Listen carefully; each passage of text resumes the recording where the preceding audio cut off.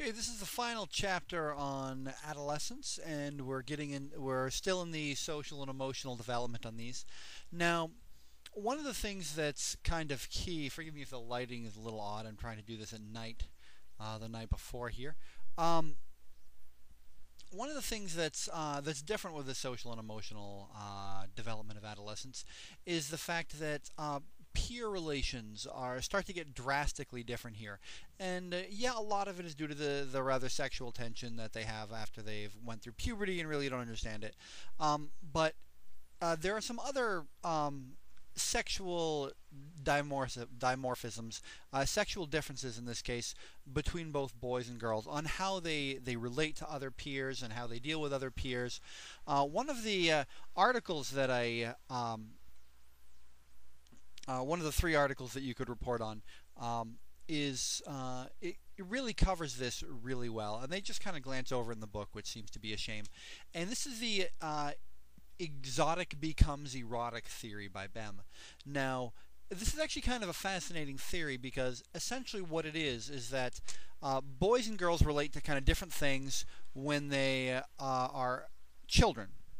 And as they go through puberty, they're going to, throughout their entire life, they'll have had peer relations of a particular sort. So typically speaking, boys will prefer more physical activities and girls will prefer more social activities. So while the boys are running around and playing tag and wrestling and that sort of thing, the girls are playing, jump rope and learning these complicated rhymes and little hand slappy, I don't know, look like gang signs to me, but a totally different type of thing that are more based on social instead of physical games.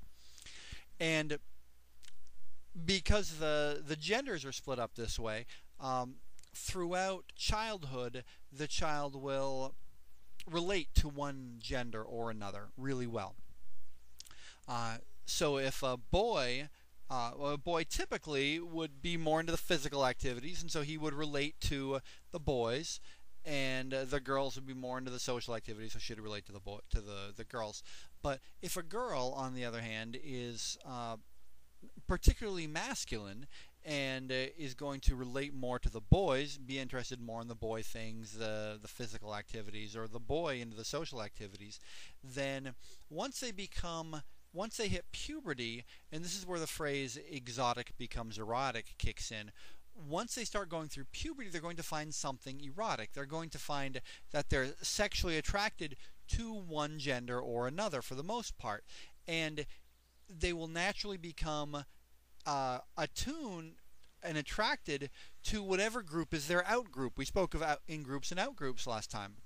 So whatever group happens to be their out group, that's the one they're going to start to lust after. So if it's a boy who prefers the social atmosphere, he's naturally going to relate more to the girls. The girls will be his in group, and his out group will be boys, even though he's physically a boy himself, and then be prone to being homosexual. And it's an interesting theory, and like a lot of theories, it's not 100%. It gets made fun of a lot, which I think is kind of too bad, because most of the reasons people make fun of these things are what's called anecdotal evidence, which is just based on anecdotes, cute little stories. People say, well, that's clearly not a bad theory because, my cousin Bob was very masculine, and look at him now. Now he's gay. Well, that doesn't mean anything. Because the fact of the matter, there's a saying in the gay community where sometimes you really can tell, and it's true for a large population where the gay men do have more of a tendency to be effeminate than the straight men have a tendency to be. By all means, I'm not saying that all gay men are effeminate or have these feminine features, and in a lot of ways. The reason I think people can't necessarily see the exotic becomes erotic theory is because they're looking more at the features and not necessarily the peer relations that we're getting into here in this chapter. Because it's not necessarily about, a gay man will have more of a tendency to want to bake or sew or something that's oddly stereotypically female, but they're going to have more of a propensity towards having the peer relations that females do, to being more interested in nurturing than wrestling, to being more interested in less interested in conquering than trying to build up a relationship. Now, that doesn't mean that they don't have masculine features as well. As a matter of fact, it's kind of interesting in the last 20 years where our stereotype of homosexuals has changed from being a very feminine to now the stereotype is that they're very strong and masculine and they work out all the time and they'll beat you up. So it's interesting how it's changed, and it just goes to show that really is not part of the theory on the whole. Now, another thing that we mention when it comes to the emotions that people have in adolescence is depression. And this is kind of a big hot button issue. Now, personally, I'm not particularly sure why, possibly because depression is so misunderstood. It is amazing how many people think that they suffer from depression. And most of them don't, by the way. Most people are just sad. Everybody gets sad. Some people get really sad. But depression, and you'd need to take an abnormal psych course to really get into the true depths of the drawbacks of depression and the difference between garden variety sadness and actual depression, which for our purposes, we'll just say the main difference is that, actual depression is a chronic condition. It's going to last more than 6 months. It's going to be something that impacts you every single day, most likely for the rest of your life. It's not, and it is honestly, usually totally unrelated to events that are actually happening in your life. It's not like something bad happened, so you get sad about it. Depressed people are sad even when things are going their way. That's why it's considered a psychological disorder, not a common logical reaction to the fact that sometimes life can suck. Everybody has that. But depression is a little bit more common in teenagers. Like I said, a lot of teenagers are not emotionally prepared to handle pretty much anything in some cases. They've been sheltered their entire lives. They've been looked after. Everything's been done for them. And now they have to handle all these relations and kind of try to make sense of these things. And it's very difficult for them. And then on top of that, they make horrible decisions, so that clearly doesn't make things better. Now, this can lead to suicide, which teen suicide is a big hot button issue, and so much so that I'm only going to talk about the politically incorrect parts of teen suicide, because we've all heard the politically correct part. Oh, it's sad, it's tragic, blah, blah, blah. Everybody knows at least one teenager that committed suicide. It happens, and I'm certainly not going to get into the bullying aspect, because on a relatively real level, suicides aren't caused by other people. And when you say, this person was driven to suicide, it's try not to give it that much credibility. It's typically a problem with the particular person handling things, not they were driven to do it. Let's face it, that would be murder at that point, and that's usually not what we're talking about. We're talking about a personal psychological problem of them not being able to handle a particular aspect of social life, or many aspects of social life. Oddly enough, one thing that's really not shown, and again, I've mentioned the extreme conformity of teenagers. They've found, and I can't even say recently because it's been 15 years ago now, they've found that the conformity in teenagers even rears its head when it comes to suicide, when it comes to something as extreme as ending your own life. And you wouldn't think that would be the case, but it has been. And one of the ways they were able to show this, while also finding out some fascinating information about suicide rates, is that when, I believe his name was Kurt Cobain, he was the lead singer of Nirvana. It was a crappy band that was very popular at the time. And again, I know it's politically incorrect to say that it wasn't very good, but technically speaking, the music wasn't very good, but it was very popular. And teenagers really identified with this. And then the lead singer, at the height of his career, well, I suppose it was a height, maybe it could have gone better, but when he was really popular anyway, killed himself purposefully. There was no debate whether or not it was a suicide. And after that, teenage suicide spiked. And I don't mean a little difference either. I mean, the teenage suicide rate was going along like this, and then Kurt Cobain killed himself, and then wham! It was like, I think it was like 600, 800% teen suicide rate over normal. It was dramatic. Because essentially the teenagers were just trying to conform like they always do. Now they were conforming to somebody they considered a nonconformist, but whatever, that's still what they were doing. So hundreds, thousands of teenagers killed themselves because this one music icon killed himself.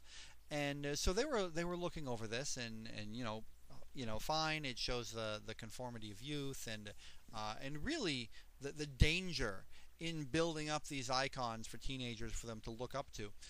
But it gave us a little bit of other interesting data as well, because one researcher was clever enough to look at statistics of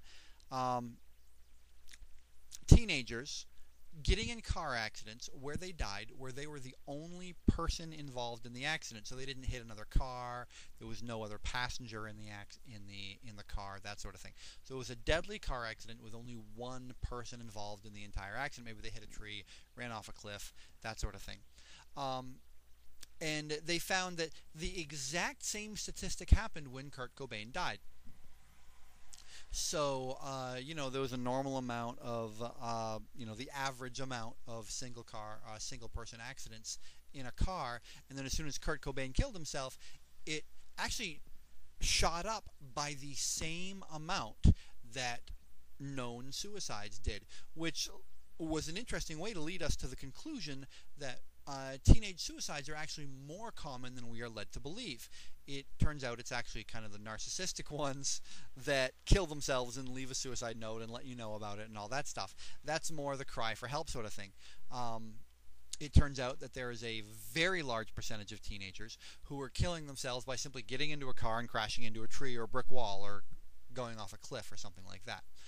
It's actually one of the more common methods of suicide. We just didn't know it until this one conformity spike kicked in. Now, other bad decisions that teenagers make, crime, big thing in the book. They refer to it as juvenile delinquency, but when they're talking about juvenile delinquency, all they're talking about are people under the age of 18 who commit crimes. Delinquency just means crimes.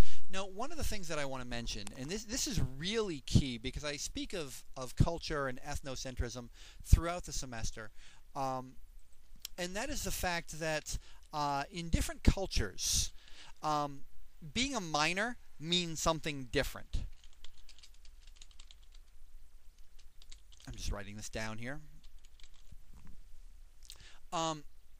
And when I say that, that's because we don't have a good grasp of what it means to be a minor. Like I said, with ethnocentrism, we tend to think whatever our culture is right, and everybody else is probably just like us. And it's not true at all, because in America, you are considered a child until you're the age of 18, at which point you can vote, and you still can't drink. They changed that. I think just in the 70s they actually changed that. And at that point you're considered an adult. You can consent to sex. You can vote. If you commit a crime, you're not a delinquent anymore. You're a criminal. And so there's all of these different changes that we look at. But in other countries, the legal age of consent is completely different. And a lot of us focus on like the drinking and whatnot because that's what teenagers want to do. But all aspects of childhood are culturally defined. I urge you to look up the age of consent in different countries. You will be flabbergasted. Almost half of Europe has a legal age of consent between 13 and 15. It is actually relatively rare to have a legal age of consent to be over the age of 15. So, a 50-year-old person can marry a 15-year-old, and that's fine. They don't need permission. They can fool around all they want to. This is considered fine. Here, it's literally blasphemy to even utter those words, and it's considered, you even take a picture of a 16-year-old girl's breasts, even though she's, completely physically mature and everything like that, psychologically speaking, wanting to look at a 16-year-old's breast is not pedophilia. It's not. There's nothing wrong with it. You're looking at a completely mature individual's breasts. But here, it's a criminal offense that is going to put you on a sex offender registry for the rest of your natural life, and your unnatural life for that matter too. Literally, if a 16-year-old girl takes a picture of her breasts and emails it to somebody, both her and that person will go on a sex offender registry for the rest of their lives, whether they welcomed the picture or not. Yet, in Italy, for example, the legal age of consent is 13. And Italy isn't exactly a third world country. It's a I think Germany is 13 as well. There's a few of them that are 14 in Europe. Most of them are 15. And so you get really drastically different cultural differences. So don't think of adolescents purely as these social incompetents like we love to think of them in this culture, where they're only culturally defined as such. And as such, things like juvenile delinquency are going to be defined in a very similar manner based on the culture. If you have a 14-year-old in Italy that commits a crime, they're not a delinquent, they're a criminal. Because the age of consent, the age of when they're able to rationally make a decision, is considered 13. Now, when adolescents do start to commit crimes, and I'm not going to call it delinquency because I think that's given a name that it doesn't deserve. It is a crime. It is often associated with, again, they talk about it very touchy-feely in the book, a little too vague for my tastes. They talk about association with poverty and whatnot, and that doesn't actually do you any good because you're either poor or you're not. It's not like you're like, well, I have a teenager, better get rich fast. It's associated with a lack of supervision is what it's associated with, a lack of other obligations. It's often a simple response to boredom. The child doesn't have anything else to do.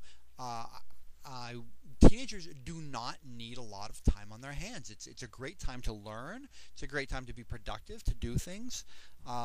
Learn, our ancestry. This is when you send your kid off to be a journeyman or get a job. And this is the sort of thing that the child is cognitively ready for. And I mentioned the desire to have in-groups. Cognitively, they want the in-groups. Socially, they want the in-groups. So if you have, say, a 15-year-old, and I know with the child labor laws in this country, which again, very culturally specific, only in this country, it's blasphemy to say anybody under the age of 16 is supposed to have a job, although that does vary state to state. On the other hand, they can have a job as long as it's a paper boy or one of two other jobs. That's okay as long as they're working for family. Then they can work till their fingers fall off. But other than that, it's considered a criminal intent. Again, psychologically, it's a crock. These are adolescents who are looking for identity. They're looking for a group they can relate to. And if they're not given a group they can relate to, and a good group that they can relate to, a group they can be proud of, then they're going to find it.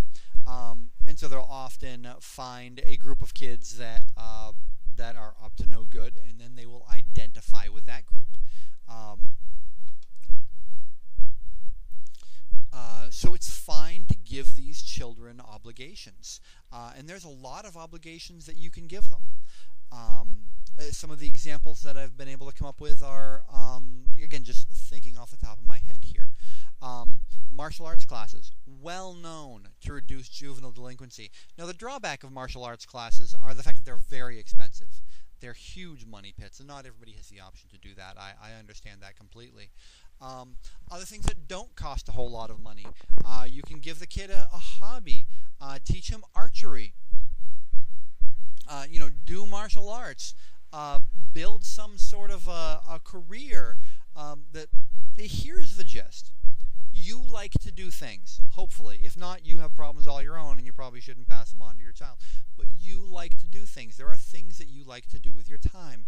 Maybe there are things that you just want to do with your time that you don't do with your time. Well, you know what? Once you start to have a teenager, if you just sit in your butt and watch the tube all day, you are you are flat out giving them a bad example, because they're looking for what they should be doing with their spare time. And sitting in front of the tube all day isn't going to do it. So they're going to look for other things. So maybe it's a career. Maybe you're a carpenter. And that's fine. That's a proud occupation. Well, you know what? This is a good time to bring that kid in and teach them a little bit of work ethic. We already mentioned that they've already went through the industry versus inferiority stage. So this is a great time to bring them in. Start teaching them a trade. Get them a job. Churches are known to, children who are associated with a church are known to not have as many problems with juvenile delinquency. And contrary to popular belief, this has nothing to do with morality. It has nothing to do with God shining down some light upon them or touching them in a happy place. It's more to do with the fact that they simply have something to do. They have an in-group that they can associate with that they can be proud of. That they can identify with, so they can get that sense of identity, get a hobby, something to occupy their time, and yet at the same time, have something to do that isn't necessarily, that isn't going to cause trouble. No, by all means, I'm not advocating church groups. First of all, this isn't a course on religion, and second of all, we are talking about cognitive capacities, and these are people who are not cognitively able to really understand the true nature of spirituality. But get them a hobby. Personally, I'm going to be having I do archery, and I do sword fighting and that sort of thing, and so I'm going to be getting my child into that. And teaching them martial arts on my own, even if I can't necessarily afford the lessons, because I know it, I can teach boxing to him. I can do math with all my children. I mean, I mentioned him just because my son is the oldest of my children, so he'll be the first one that I do this to. But these are things that you can do, and you can give them connections without having them kick in with the wrong connections. Now, one thing that is interesting is the in-groups that they take at this point, and they call them peer groups, but that's just kind of layman's terms. I'll be calling them in-groups because socially and cognitively, that's really how they're thought of. The child will get a very strong commitment to this group, and the more they have an out-group, and they refer to this as a deviant peer group in the book. But the more they have an out-group, the stronger they're going to relate to their in-group. And I went over this last time. And this relates to juvenile delinquency or juvenile criminality, because if they start hanging out with a bad crowd, then you're naturally going to say, you shouldn't do that. These are bad kids, blah, blah, blah. And so now you're an out-group. And the stronger you are an out-group, the more they're going to be committed to this peer group that's just going to get them in trouble. And essentially creates a large amount of loyalty to some very stupid people. You've probably noticed this with most adolescents, and probably when you were an adolescent, you had a fierce amount of loyalty to kids that really weren't worth a damn. Your peers were quite likely useless. The only reason you had loyalty to them is because they had loyalty to you. That doesn't necessarily mean they were worthy. And then typically as you're an adult, you grow out of that and you start to be more interested in people that have more in common with you instead of just, they're in your in-group. Now, obviously all of this kind of steering the children into the right direction so that they're not just bored and looking for anything to do to make bad decisions is best done if it's before adolescence, if it's in that industry versus inferiority time, so they can start to build that work ethic and they'll look forward to different things to do, different productive things to do. But if left until adolescence, you definitely are going to have some problems with it. First of all, there's going to be, problems, say, of poverty. It's very difficult to sign your kid up for martial arts class if you can't afford it. And then the fact that they're going to have a tendency to shun almost anything that you recommend. So ask them what they want to do. Maybe they just want to join the swim team. Maybe, and this is kind of the one time you get a chance to do some free-range parenting. Find something that they're interested in and really go for it. Support them in it. Go out of your way. And trust me, even if it takes a lot of your time, it's time better spent than bailing your kid out of jail later on because you're hanging out with a bunch of idiots. Um, and this is, obviously very good advice for things like social workers and whatnot, because this is what you need to do. You really need to steer children in this direction. Oddly enough, one of the problems that social workers have is that they do these peer groups, and they've statistically been shown to be not really any better or worse than individual therapy. Group therapy is not really better or worse than individual therapy, and this means that we like group therapy because it saves us money. We can take several people at a time, and it doesn't really do any worse than individual therapy. But on the same time, you have these kids that all have problems. That's why they're in group therapy, and now you're kind of making that this group, so you're going to have a lot of problems. Because these children are all, now they're identified as criminals. Like, oh, well, yeah, I'm in this group with a bunch of criminals. So, I'm a criminal. Now they can't shake it because that's kind of what they think of themselves. Oddly enough, perhaps we'll get into this a little bit more in the adult chapters, but Alcoholics Anonymous has a very similar problem where one of their key founding tenets of their faith, and I can only call it a religion because Alcoholics Anonymous is not based in psychology by any stretch of the imagination. It's actually counter to what psychology knows works. But they say, the first thing you have to do is admit you have a problem, and they want you to come to the groups, and they want you to come to say, I'll always have a problem, and basically identify as an alcoholic. Which is one of the worst things you can get somebody to do, because now they can't change their life, they can't change who they are, because the first thing they have to do is admit they'll never change who they are. Statistically speaking, by the way, Alcoholics Anonymous has a horrible success rate. It has the exact same success rate as not going to Alcoholics Anonymous, and they bias their own results by ignoring the fact that most of the people drop out, and that's their failure rate right there. It's the people that stop showing up. And then they throw a lot of religion in that is totally irrelevant to what they do, and essentially they're referred to as an incestual group. Their group pretty much just seems to serve the function of continuing their group. But again, that was just a brief aside. We'll probably get into that later. It just goes to, I really want people to understand the true impact of in-groups and out-groups and how important they are. Now, the last thing that I want to mention is during adolescence, you get feelings of isolation. And these will follow you generally the rest of your life, especially if you don't learn to tackle these. Where, again, these people feel that they're really unique, they're really special. And this is due to their inherent narcissism. It's relatively important not to tell these people that they're special, but that they're not special. Because the more they're told they're special, the more they're going to get these just crippling feelings of isolation. And those are things that we want to avoid. We need to make them feel like they're just part of humans in general, and that we're all their brothers and sisters, and they're all part of us, and that will give them more of a sense of belonging. So, good luck on the test.